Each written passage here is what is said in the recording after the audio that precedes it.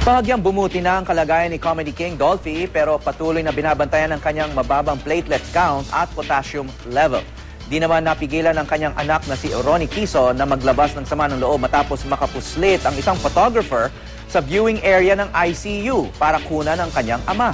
Mula sa Makati, may news to go si Mark Salazar live. Mark.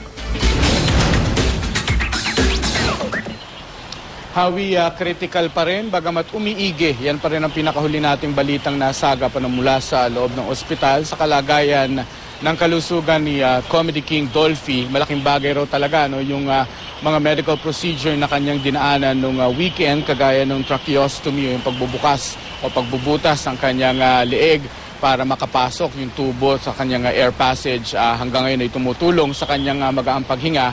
At ang dialysis na sinumulan din ng weekend at nagpapatuloy ngayon para linisin ang kanyang dugo.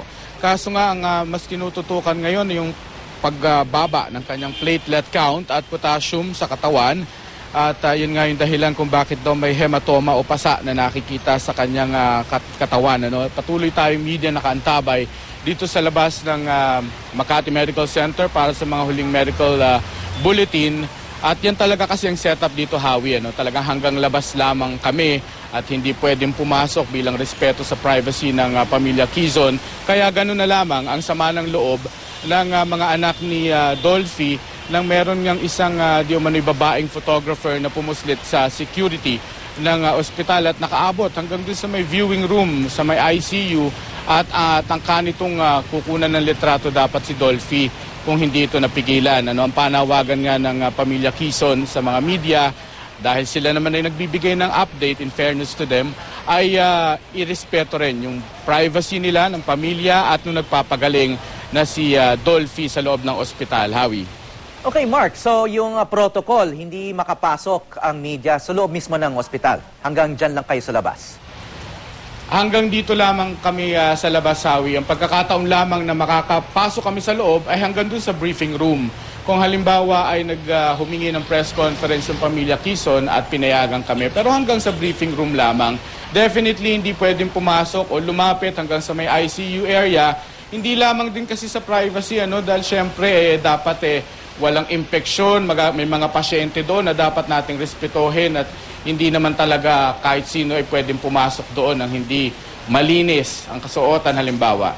Yung karamihan daw ng media nga nagbabantay dyan ay nag-alisan na, nag-pack up na raw na mula nung bumubuti na yung lagay ni Dolphy? I don't observe that, Hawi, kasi itong setup natin magkakatabi ito iba-ibang estasyon. Nandito pa rin naman ang mga setup nila at yung mga nakikita kong regular na nakaantabay ditong kapwa ko reporter ay nandito pa rin naman nagbabantay sapagkat lahat naman tayo ay nakaantabe pa rin at inaabangan natin yung inaasahan nating paggaling ni Dolphy dito sa ospital. At meron daw sinetup na tent para hindi naman kayo mabasa.